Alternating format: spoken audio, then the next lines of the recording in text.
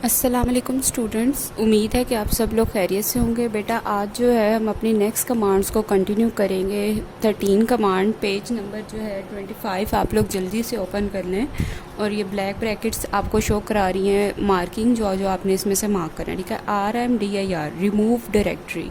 बेटा ये कमांड आप 9th क्लास में भी पढ़ कर आए हैं कि डायरेक्टरी को रिमूव करने के लिए डिस में से जो कमांड यूज़ होती है वो कौन सी होती है? RMDIR। DIR डायरेक्टरी का मतलब आपको पता है कि फ़ोल्डर होता है हमारे पास।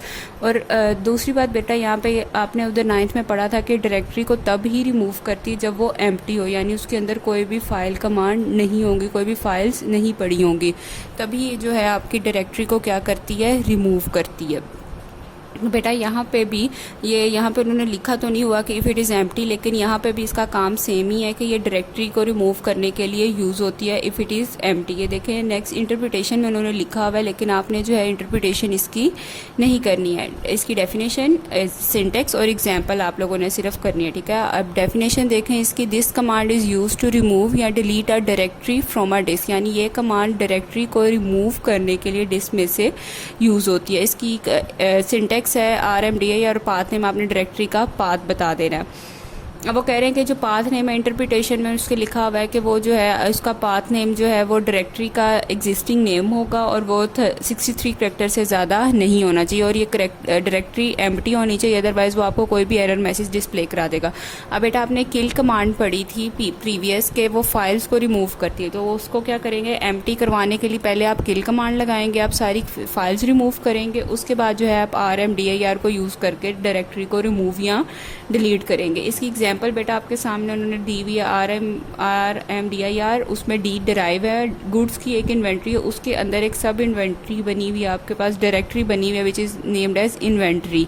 तो आपने उसकी जो यहाँ से फाइल है उसको डिलीट कर देना। ठीक है, सब डायरेक्टरी को आपने यहाँ पर डिलीट करना है। गुड्स के नाम से एक पहली फोल्डर या डायरेक्टरी है आपके पास, उसके अंदर एक इन्वेंट्री के नाम से एक सब डायरेक्टरी बनी हुई है, आपने उसको यहाँ पे डिलीट कर देना है।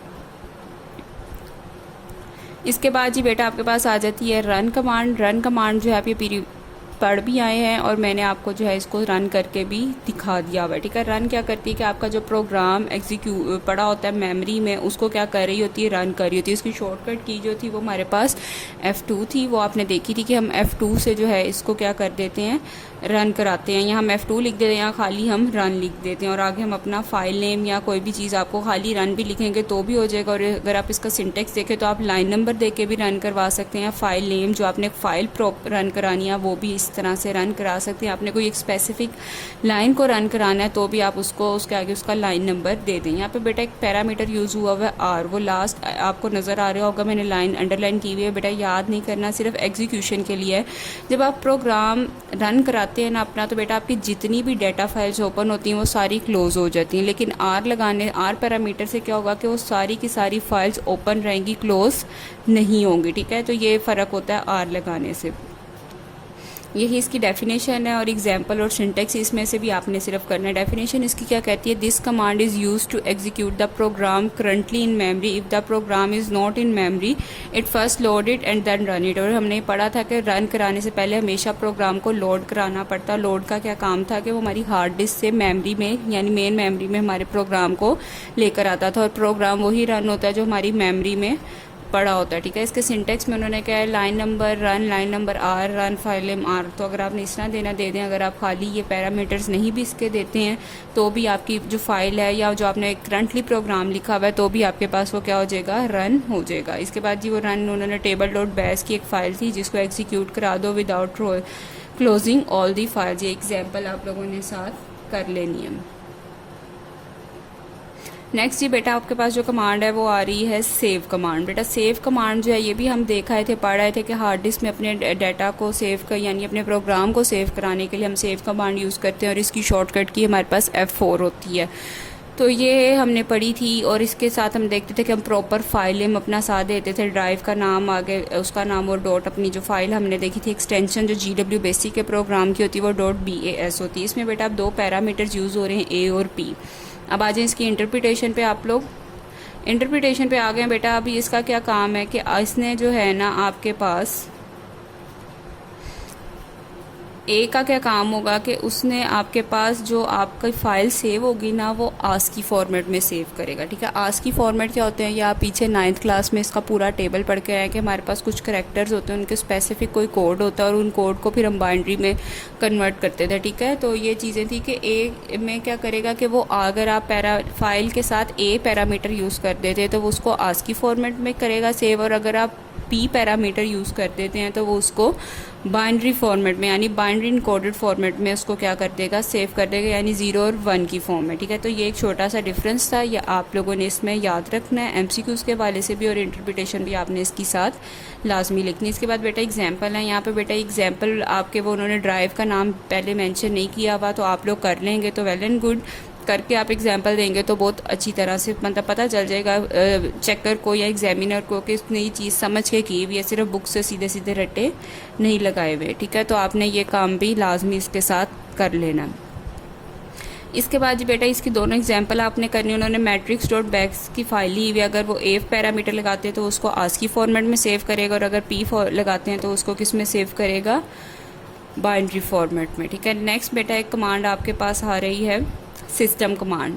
सिस्टम कमांड का बेटा क्या काम होता है आपके पास कि सिस्टम कमांड ने ना आपके पास जो आपकी GW बेसिक का प्रोग्राम सॉफ्टवेयर चल रहा है ना उसको बंद कर देती। वैसे तो जिस तरह ये आपको क्रॉस का साइन नज़र आ रहा है कि हर फाइल की साइड पे क्रॉस का साइन बना होता है, वो वैसे तो उसको क्रॉस कर देती है, लेकिन यहाँ पे क्या काम है उसका कि उसने जो है आपकी फ़ाइल को क्लोज़ कर देती है। फॉर एग्जांपल ये देखें बेटा, ये मैंने अपनी GW बेसिक को ओपन किया, मैं यहाँ पर लिखती हूँ सिस्टम, ठीक है। मैंने खाली लिखा सिस्टम, मैंने कोई और चीज़ नहीं लिखी, सिस्टम कमांड लगाई। अब जैसे ही मैं एंटर प्रेस करती हूँ, देखें मेरे पास GW बेसिक का वो प्रोग्राम क्लोज हो गया, ठीक है। वो मेरे पास इस वक्त रनिंग में नहीं है। तो ये क्या करती है कि उसको एग्जिट करने के लिए GW बेसिक और आपके ऑपरेटिंग सिस्टम की इन्वायरमेंट में लाने के लिए ये आपके पास यूज़ होता है।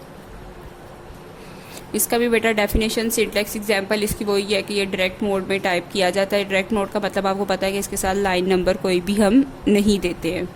इसके बाद जी बेटा आपके पास ये एल लिस्ट कमांड है, यहाँ पे इसकी करेक्शन कर लें, एल लिस्ट यहाँ पे मेंशन कर लें आप लोग, ठीक है। एल लिस्ट कमांड है, ये खाली लिस्ट लिखा हुआ है, लिस्ट कमांड आप लोग पढ़ रहे हैं। अच्छा बेटा अब यहाँ पे एक बात याद रखनी है, एल लिस्ट और लिस्ट का डिफरेंस बोर्ड में कई दफ़ा आ चुका है, इसका डिफरेंस आप लोगों ने कर लेना। डिफरेंस कमांड्स का मैंने आपको पहले भी बताया था, आपने ऐसे लिखना है कि डेफिनेशन दोनों की, सेंटेक्स दोनों के और एग्जाम्पल्स दोनों की, तो आपका डिफरेंस रेडी हो जाएगा, ठीक है। इसी तरह आपने इनका भी डिफरेंस लिखना है। अब लिस्ट कमांड क्या करती थी कि बेटा आपके प्रोग्राम पार्शली अनकम्प्लीटेड जो लोडेड प्रोग्राम था उसको स्क्रीन पे उसकी लिस्ट आपको शो करा देती होती थी। एल लिस्ट का क्या काम है कि ये प्रिंटर को भेज देता है कि उस प्रोग्राम को प्रिंटर पे प्रिंट करा देता है, यानी प्रिंटर पे जब आपने प्रिंट कराना होता है अपना, यानी पेपर पे प्रिंट कराना, तो एल लिस्ट की कमांड आप लगाते हो तो आपके प्रोग्राम लाइन्स जो भी होंगी वो सारी की सारी प्रिंटर को भेज दी जाएंगी और उधर से प्रिंट होकर आपको मिल जाएंगी। यही इसका काम है। This command is use to list all or part of the program currently in memory to the printer, यानी प्रिंटर को भेज देता है काम कराने के लिए, ठीक है। तो एल लिस्ट में आप लाइन नंबर, यानी अगर आपने लाइन कोई स्पेसिफिक लाइन से करानी है या इस लाइन से करानी है, ये चीज़ें आपने लिख लेनी। बेटा इस साइड पे आपको एग्जांपल्स नज़र आ रही हैं, ये एग्जांपल आपने साथ लाजमी देनी है, यानी एल लिस्ट 20-40। तो 20-40 से क्या मतलब होगा कि 20 से लेके 40 तक वाली लाइन जो है वो प्रिंटर को भेज दो प्रिंट कराने के लिए। 20 माइनस का क्या मतलब होता है कि 20 से लेके एंड तक जितनी भी लाइन्स हैं वो सारी की सारी जो है प्रिंटर को सेंड कर दो प्रिंट कराने के लिए, ठीक है। ये बेटा कुछ बुक्स में एल लिस्ट लिखा हुआ है और कुछ में नहीं लिखा हुआ, जिनमें नहीं लिखा हुआ वो ठीक कर लें, अदरवाइज जिनमें लिखा हुआ है उनको ज़रूरत नहीं है। बेटा इसके बाद जो है ये एल प्रिंट कमांड आ रही है आपके पास, ठीक है। प्रिंट कमांड अभी आपने आगे पढ़नी है। तो प्रिंट कमांड हम ऐसे पीछे यूज़ करते हुए आए और मैंने आपको यही कहा है कि प्रिंट का क्या काम होता है कि आउटपुट शो कराने के लिए यूज़ होती है। हम प्रिंट में जो भी चीज़ लिखते हैं वो हमारे रिज़ल्ट को स्क्रीन पे एज इट इज़ प्रिंट करा देती है। तो वो भी बेटा सेम थी कि वो स्क्रीन पे प्रिंट कराने के लिए थी और ये क्या करेगी, प्रिंटर को सेंड कर देगी भेजने के लिए। एल प्रिंट और एल लिस्ट सेम ही है बेटा। वो लिस्ट कमांड जो उसमें थी वो स्क्रीन पे शो करा रही थी और जो एल लिस्ट है ये क्या कर रही थी, प्रिंटर को भेज देती थी शो कराने के लिए। सेम एल प्रिंट क्या करेगी कि प्रिंटर पे डाटा को शो कराने के लिए आपके पास भेज देती है। जिस तरह this command is use to print data at a printer, syntax है इसका L print list of expressions और वो सेमीकोलन साइड पे आ जाएगा। इसमें बेटा बस आपने इसकी डेफिनेशन और सिंटेक्स ही करना है, इसका एग्जाम्पल कोई नहीं है तो वो आपने नहीं करनी है, ठीक है। इसके बाद जी बेटा आज की लास्ट कमांड है आपके पास आ रही कॉन्ट कमांड। कॉन्ट का वर्ड जो है वो कॉन्टीन्यू से स्टार्ट हुआ है, कॉन्टीन्यू से निकला है। तो कॉन्ट कमांड क्या आपकी करती है कि प्रोग्राम को जब आप एक ब्रेक लगा देते हैं, अभी आपने आगे एक स्टॉप स्टेटमेंट पढ़नी, समटाइम्स ऐसे होता है कि आप एक प्रोग्राम लिखते हैं, उसको आप 4-5 लाइनें लिखने के बाद आप कहते हैं कि मैं पहले इतना रन करके देख लूँ, हो सकता है ये सही है या नहीं। इससे क्या होता है, आपको एरर फाइंड करना आसान हो जाता है। तो जब आपने उसको ब्रेक लगा दी तो उसके बाद आपने उस प्रोग्राम को दोबारा कंटिन्यू करने के लिए आप कॉन्ट कमांड यूज़ करते हैं। तो continue program after program execution after a break, यानी एक ब्रेक के बाद ये कंटिन्यू करने के लिए यूज़ होती है। और इसका सिंटैक्स है कॉन्ट, इसकी एग्जांपल कोई नहीं है, तो आपने बस इसको इतना ही, इसकी डेफिनेशन और सिंटैक्स ही याद रखना। उम्मीद है बेटा आज का लेक्चर आप लोगों को समझ आ गया होगा। अगर किसी कोई चीज़ नहीं समझ आई तो आप मुझसे पूछ सकते हैं गूगल क्लासरूम पे भी, और वैसे भी हम उस पर डेली काम कर रहे होते हैं अपनी जूम क्लासेस पे भी। ठीक है, ओके बेटा, अल्लाह हाफिज़।